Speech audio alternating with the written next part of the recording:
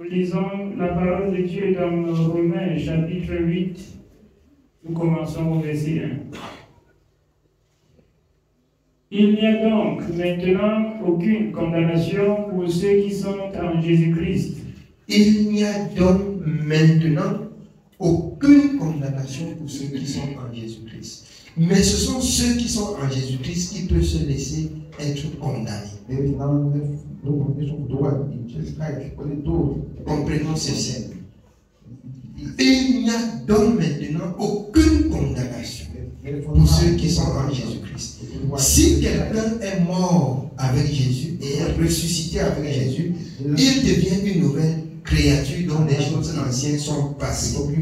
Et donc, il n'y a plus de condamnation pour lui. Conformément à la parole de Dieu dans Colossiens 2 à partir du verset 12. Vous êtes morts. Vous avez été encerclés. Vous êtes allés à la croix avec lui. Vous êtes allés au séjour des morts avec lui. Vous êtes aussi ressuscités avec lui et en lui. Et la condamnation, ce qui vous condamnait, il a détruit en triomphant d'elle à la croix. Il n'y a plus une condamnation pour ceux qui sont en Jésus-Christ, sauf si ils s'engagent à se faire condamner. Sinon, quand Jésus vous appelle, c'est pour vous libérer. Il n'y a plus de condamnation. Je vous rassure, en persévérant, où que notre bien-aimé se trouve même étant persécuté, si elle ne laisse pas tomber la parole de Dieu, elle ne pourra jamais être condamnée. Parce que l'Éternel l'a dit. L'Éternel va trouver des voies et des moyens de s'en sortir. Il va trouver des voies et des moyens qu'elle s'en sorte. Parce que la parole de Dieu, c'est la vérité. Il n'y a plus de condamnation. Plus personne pour troubler les sectes. Galates 5, peu importe. Celui qui vous trouble, il emportera la peine. Il emportera la peine. Il n'y a plus de condamnation pour ceux qui sont en Jésus. Oui, bien aimé, on continue la lecture. Nous continuons au verset 2. En effet, la loi de l'esprit de vie en Jésus-Christ m'a affranchi de la loi du péché et de la mort. La loi de l'esprit de vie en Jésus-Christ m'a affranchi. Jésus m'a béni pour vivre. Et la loi du péché dans la chair est mort. C'est toi qui peux réveiller encore. C'est toi qui peux donner encore vie au péché. Sinon, Jésus l'a détruit. Jésus l'a vaincu. Jésus a pris le dessus sur lui. Et si tu peux l'écouter, c'est lui qui va parler en toi. C'est Jésus. Amen. Oui, bien aimé. Car chose est impossible à la loi, parce que la chair la rendait sans force. Dieu a condamné le péché dans la chair en envoyant à cause du péché son propre Fils dans une chair semblable à celle du péché. Dieu a condamné le péché dans la chair en envoyant Jésus-Christ dans une chair semblable à la nôtre. C'est pourquoi beaucoup d'hommes disent qu'il n'est pas Dieu parce qu'il a eu la même chair que nous avons. Beaucoup oublient qu'il ne s'est pas marié. Beaucoup oublient qu'il n'a pas cherché les femmes. Beaucoup oublient qu'il n'a pas acheté des terrains. Beaucoup oublient qu'il n'a pas des titres fonciers. Beaucoup oublient qu'il n'a pas cherché le plaisir que les autres cherchent et que ça les condamne sur la terre. Beaucoup oublient qu'en marchant ainsi, il est Dieu et Dieu au milieu des hommes. C'est ce que beaucoup de personnes oublient.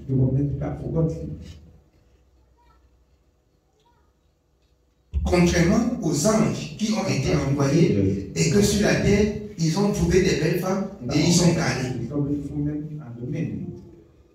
Jésus n'a pas été comme ça. Jésus à garder la parole Just keep de la vérité et de la vie. word of truth and C'est lies. pourquoi c'est en lui qu'on trouve la vérité That's et why la we vie. see that we can find truth and lies. C'est pourquoi c'est en lui qu'on trouve cela. That's why it's in him that we can find Il n'a pas aimé les choses du monde.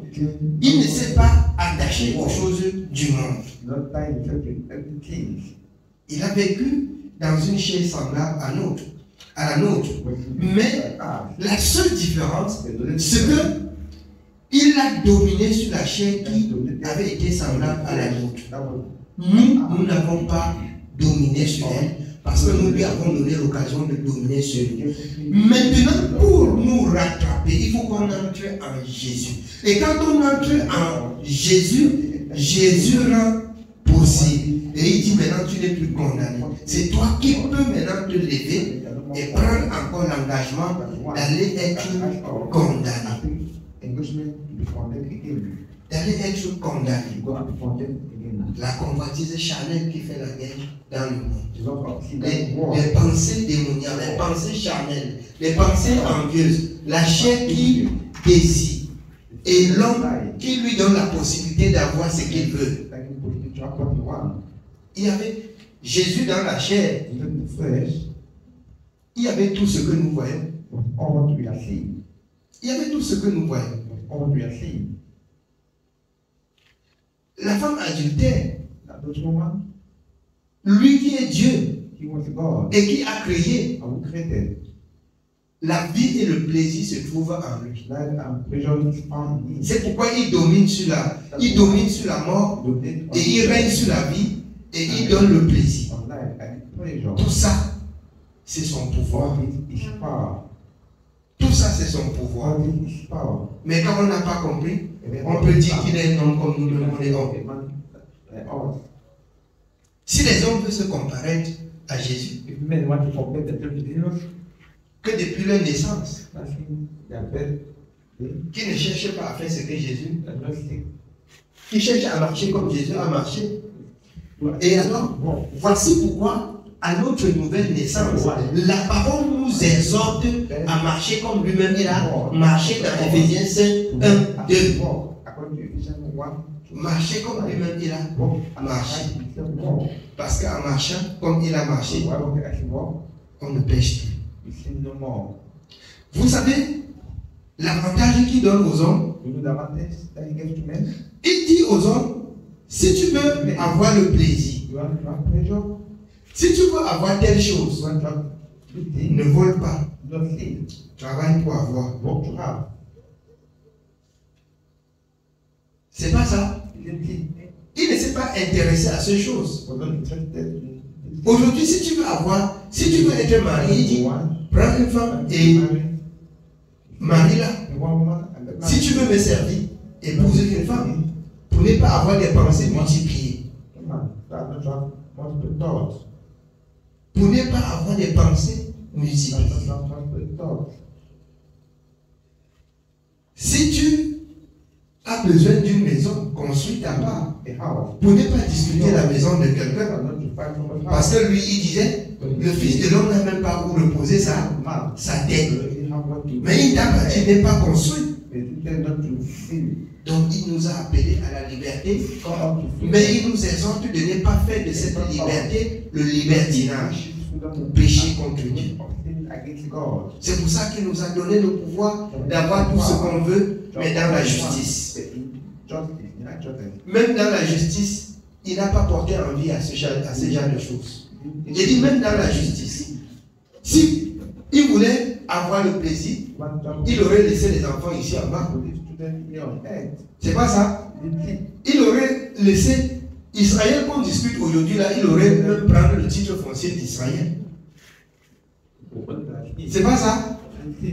La Palestine qu'on dit que c'est monté, il devait avoir le titre foncier pour laisser à ses enfants. Voici les enfants qu'il appelle aujourd'hui. Les enfants qu'il appelle aujourd'hui, ce sont les enfants qu'il appelle et qui les enseignent de marcher dans la justice. Et non pour les partager les titres fonciers et les maisons. C'est pas pour les partager les titres fonciers et les maisons. Mais c'est pour les enseigner la justice et la vérité. Donc, à chaque étape de ta vie, at each stage, ce que tu as envie là, what you need, recherche ce que tu as envie là dans la justice. what you need. Même les enfants que tu fais, tu dois les faire dans la justice. Et tu dois les enseigner la justice. Sinon, le royaume des cieux là, tu ne vas pas entrer. Même pas les enfants que tu as accouchés. Ça peut être une condamnation pour toi. Je vous dis en toute vérité, si vous n'aimez pas ça, si vous n'aimez pas entendre ça, bien aimé, c'est que vous n'êtes pas prêt à entrer dans le ciel. Il faut enseigner aux enfants la justice. Il faut avoir chaque chose selon la justice. Il faut faire toutes choses par la justice. Pour penser à hériter le royaume de Dieu. Voilà tout ce que Dieu réclame. Quand vous lisez les Deutéronome 12, qu'est-ce que le Dieu veut? Si ce n'est que tu obéisses, si ce n'est que tu fais, si ce n'est que à lui appartient le monde et tout ce qui renferme. Il donne à qui il veut, dans la justice. Dans la justice. C'est un juge juste. Amen. Oui, bien aimé. Nous sommes au verset 4. Et cela afin que la justice de la loi fût accomplie en nous, qui marchons non selon la chair, mais selon l'esprit. Ceux, en effet, qui vivent selon la chair s'affectionnent aux choses de la chair, tandis que ceux qui vivent selon l'esprit s'affectionnent aux choses de l'esprit. Voilà pourquoi quelqu'un peut penser. Voilà pourquoi quelqu'un peut penser même. Il pensait et il rêve même qu'il est devenu milliardaire, il sort et il rentre de millionnaire. Voilà pourquoi quelqu'un peut penser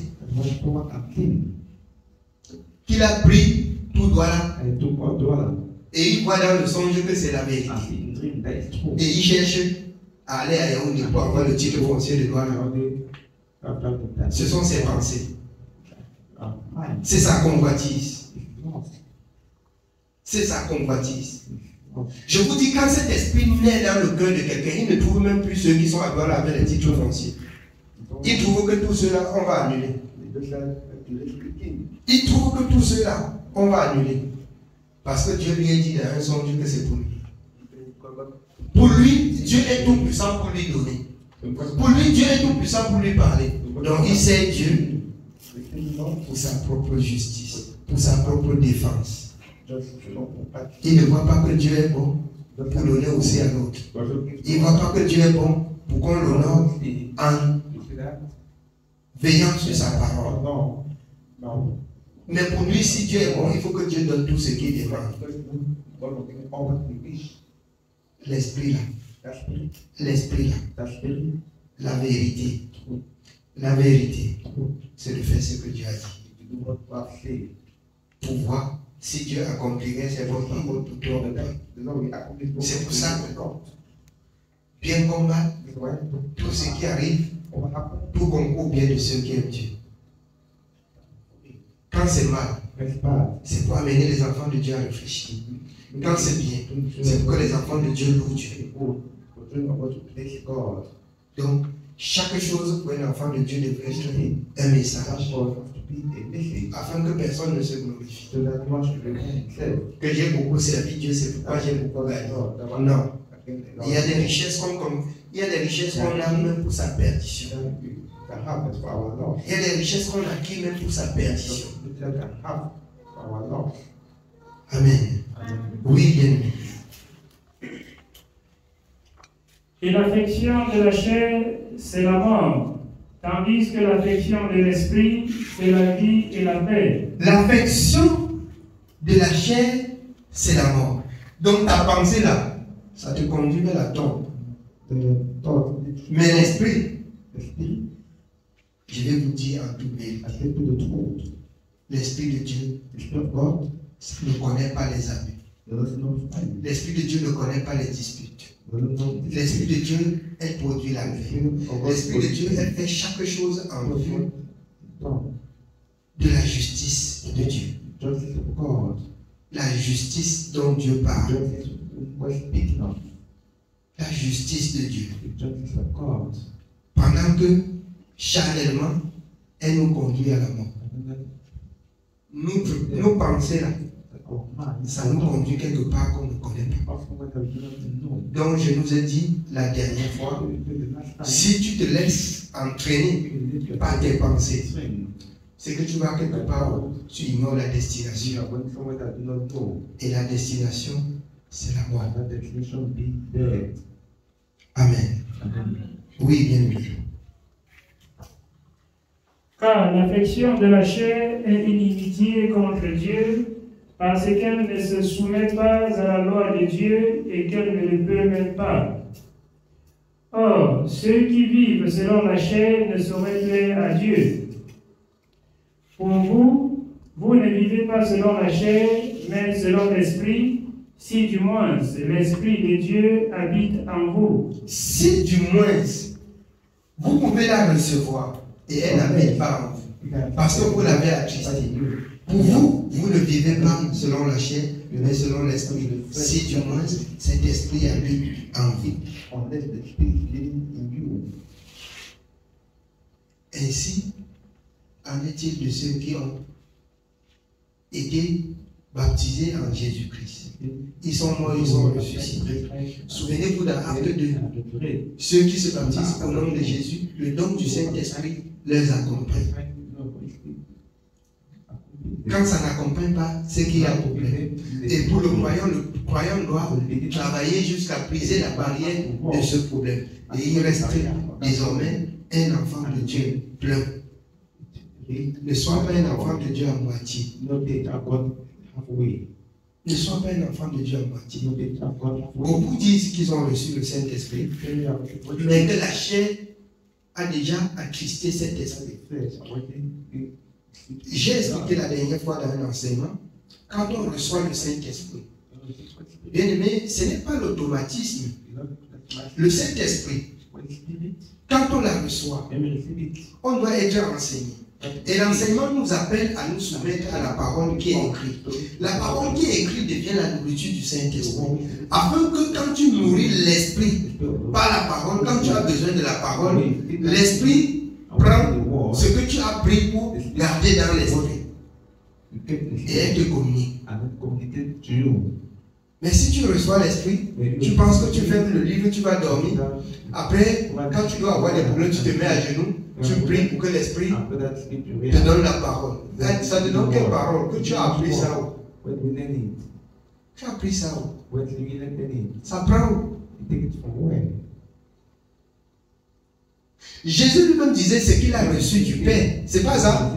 Ça veut dire, partant du Père, il a reçu le conseil. Il s'est assis là, écouté le conseil. C'est pourquoi dans Matthieu 28, baptisez-leur et enseignez-leur à mettre en pratique ce que je vous ai enseigné. C'est pourquoi Jésus a pris les disciples et il a pris tout le temps de marcher avec eux pour leur enseigner ce qu'ils devraient transmettre au peuple. Et quand il a dit quand le consolateur doit venir, le consolateur viendra dans Jean 14, 26 pour rappeler tout ce que je vous dis là. Le consolateur vient vous rappeler. Écoutez-le bien.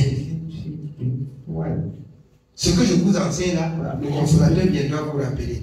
Quand tu as reçu le consolateur là, ce que tu lis là, en cas de besoin, le consolateur te rappelle. Le consolateur te rappelle. Amen. Oui, bien aimé. Si quelqu'un n'a pas l'esprit de Christ, il ne lui appartient pas. Et si Christ est en vous, le corps, il est vrai, est mort à cause du péché, mais l'esprit est vie à cause de la justice. Et si l'esprit de celui qui a ressuscité Jésus d'entre les morts habite en vous, celui qui a ressuscité Christ d'entre les morts rendra aussi la vie à vos corps mortels par son esprit qui habite en vous. Sachez que l'entretien du Saint-Esprit, c'est pour donner la possibilité à votre âme de vivre You are slow to believe. Quand viendra la fin, c'est pour donner la possibilité à votre âme de vivre. Parce que l'esprit qui a ressuscité Jésus, c'est cet esprit que vous avez. Et quand la fin de toute chose serait là, l'esprit de vie qui vous a affranchi va vous rendre à la vie. Comme elle a rendu Jésus à la vie. C'est très simple pour comprendre. On a cru qu'on a mis fin à la vie de Jésus. Mais cet esprit de vie, étant en lui, l'a ramené à la vie. Cet esprit de vie aussi en nous, même si on nous conduit à la mort, elle nous ramène à la vie. Voilà pourquoi on parle de la résurrection des morts. Le Saint-Esprit, quand il dit si quelqu'un n'a pas cet esprit, il ne m'appartient pas. Parce que à la résurrection, sans cet esprit, tu ne te lèves pas. Comprenez bien ce soir. C'est cet esprit qui est la résurrection. C'est cet esprit qui est la résurrection. C'est cet esprit qui est la vie. Comprenons bien ce soir. Amen. Oui, bien aimé.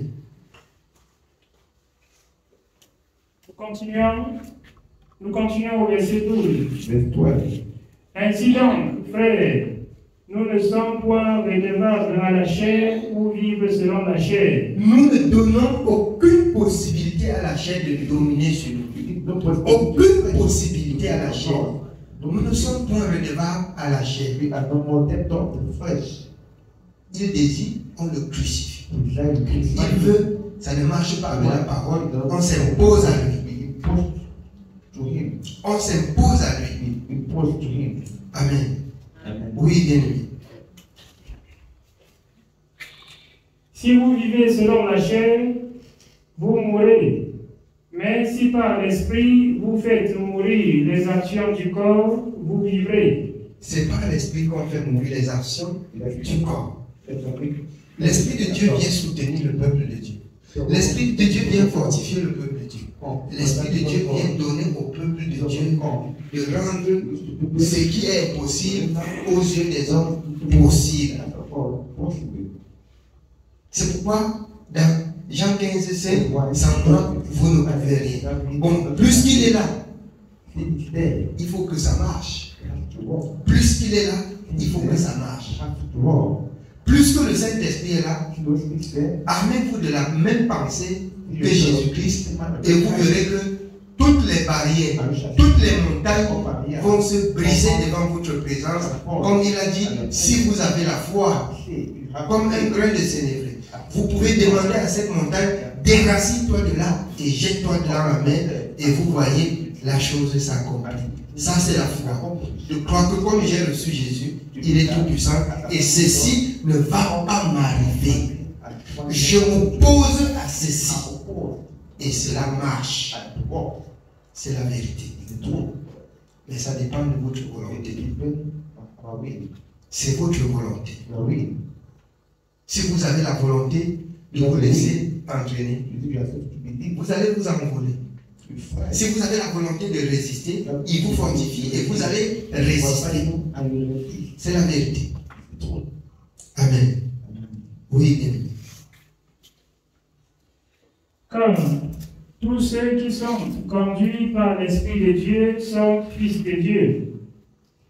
Et vous n'avez point reçu un esprit de servitude pour être encore dans la crainte, mais vous avez reçu un esprit d'adoption par lequel nous crions, Abba, Père.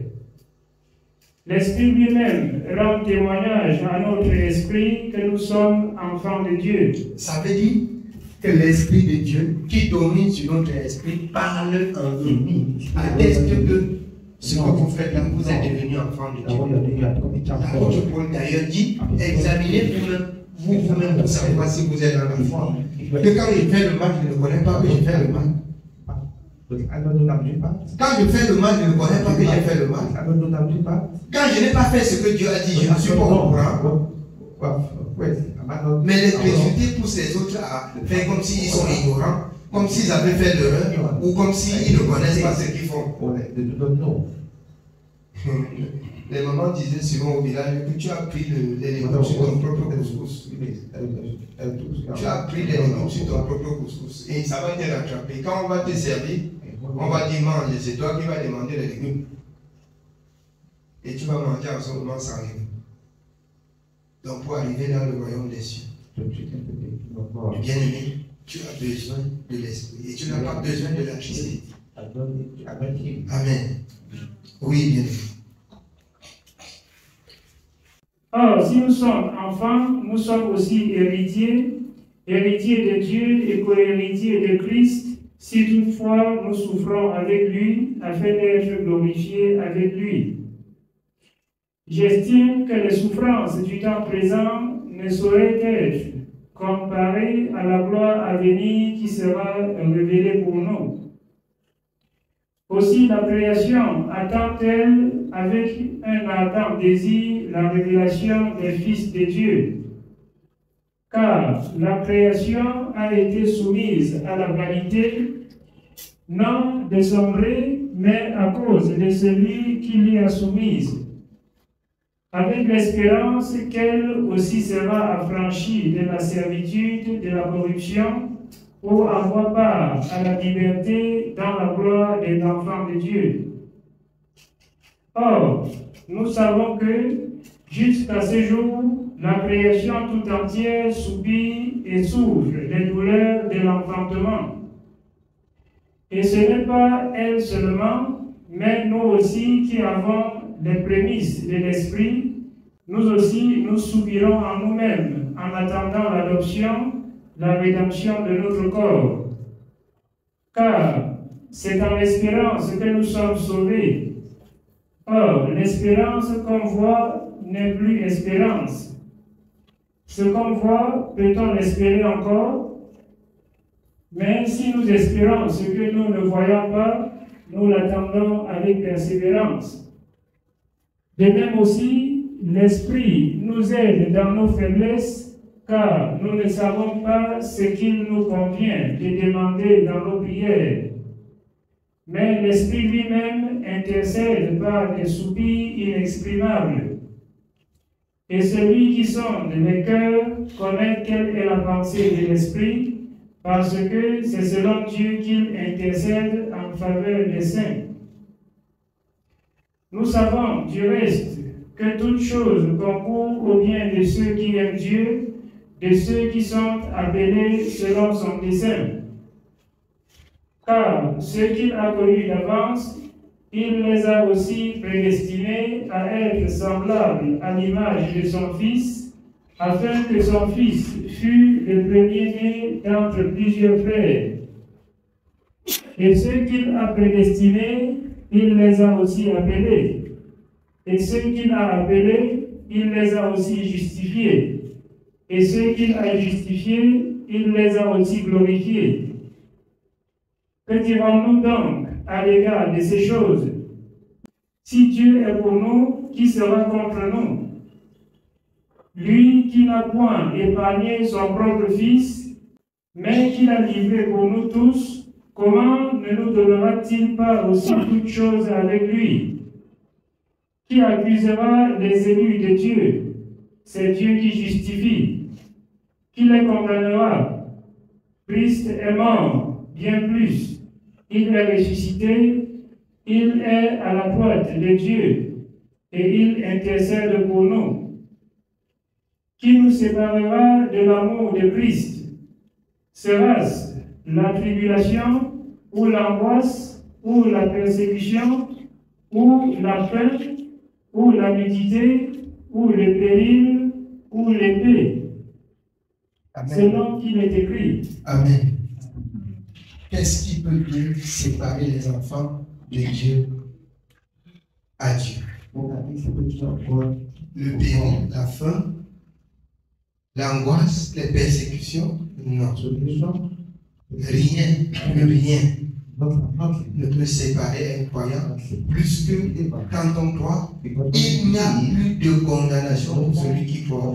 Il faut être aussi aliéné pour rentrer dans ce qu'on a régné.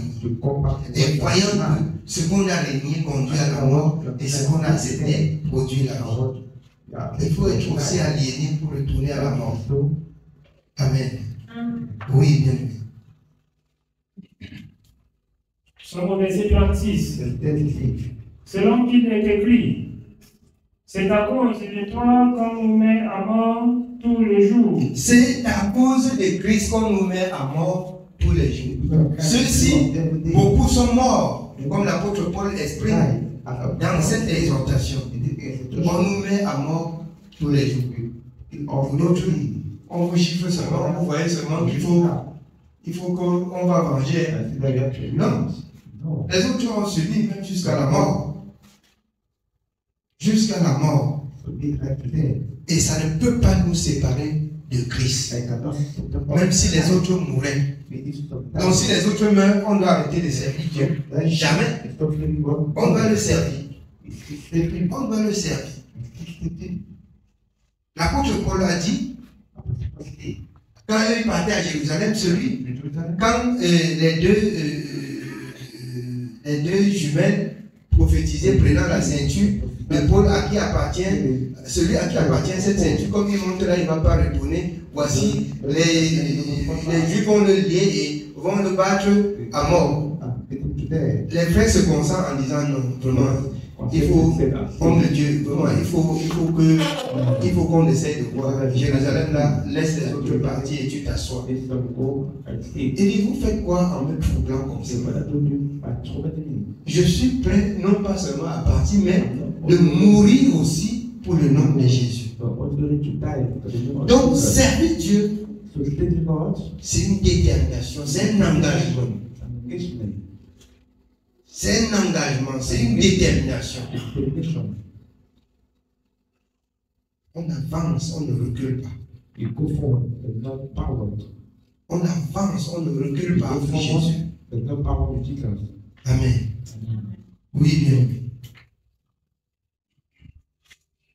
Selon qu'il est écrit, c'est à cause de toi qu'on nous met à mort tous les jours, qu'on nous regarde comme des brebis destinées à la boucherie. Mais dans toutes ces choses, nous sommes plus que vainqueurs par celui qui nous a aimés. Car j'ai l'assurance que ni la mort, ni la vie, ni les anges, ni les dominations, ni les choses présentes, ni les choses à venir, ni les puissances, ni la hauteur, ni la profondeur, ni aucune autre créature ne pourra nous séparer de l'amour de Dieu manifesté en Jésus-Christ notre Seigneur. Amen. Amen. C'est cette parole d'exhortation ce soir, ça suffit pour ce soir. Que le Seigneur nous bénisse. Amen.